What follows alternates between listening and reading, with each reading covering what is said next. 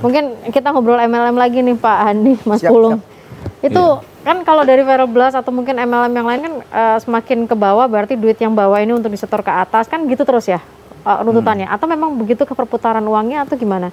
Oke, jadi gini, ini bedakan mindset MLM yang di luar dengan di Indonesia ya. Oke.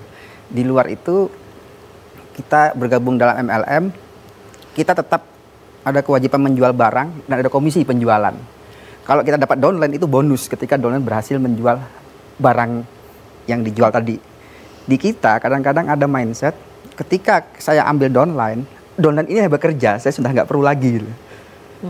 Nah ini mindset, padahal downline itu kalau saya lihat definisi MLM itu adalah itu tambahan bonus untuk orang yang di atasnya ini, tapi yang di atasnya juga bergeliat untuk mencari. Harusnya tetap bekerja ya? Bekerja. Ini saya ngalami karena saya jujur 3 kali ikut anggota, tapi hanya sebatas pingin tahu dalam. Yang terakhir itu asuransi, nggak salah.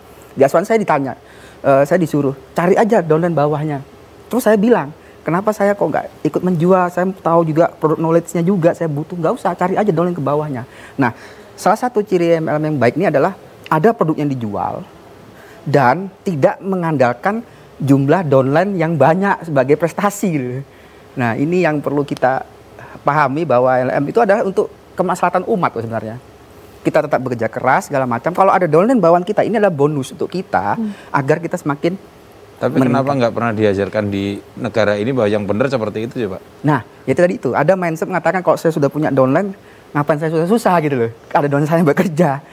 Ya itu jadi, yang skema-skema kayak gitu tuh masuk akal nggak sih sebenarnya dalam pandangan ekonomi? Nah, kalau pandangan ekonomi itu kan ada istilahnya kalau kerja keras ya kita juga akan dapat hasil gitu. Dan di dalam ekonomi juga prinsipnya atas dan bawah itu bekerja sama-sama gitu. Nggak ada istilahnya you yang bekerja, saya yang nyantai karena saya atasmu gitu. Dan MLM yang baik juga ada hubungan sinergi antara atasan sama bawahan, di mana yang upper ini selalu motivasi yang downline-nya ini untuk mencari hasil yang bagus gitu loh. Sehingga motivasi, cara menjual yang baik. Nah, yang jadi masalah sekarang ini yang saya lihat adalah ketika orang menjual suatu produk, kadang-kadang memasakkan untuk jadi downline, padahal orang nggak mau. Nah, itu kan juga keresahan juga. Sebenarnya sistemnya bagus. Kalau di Indonesia tuh berarti downline tumbal ya, Mas Pulung ya? Karena sistem bekerjanya seperti itu. Jadi pokoknya saya sudah dapat downline, kamu yang bekerja, saya tinggal terima uangnya gitu ya berarti ya? Iya, istilahnya kalau sudah ada yang bekerja di bawahnya, padahal itu kan hanya tambahan bonus aja, nggak seberapa banyak dengan yang dia jual hasil dia sendiri kan. Tapi kalau menyoroti trading, Pak Handi, bisa nggak disamakan dengan MLM? Ya katakanlah kayak Viral Blast, robot trading gitu. Ya caranya tadi itu, daripada dia mempekerjakan salesnya mencari anggota, mending dari anggotanya mencari lagi bawah-bawahnya itu lebih efektif kan, memotong istilahnya kan.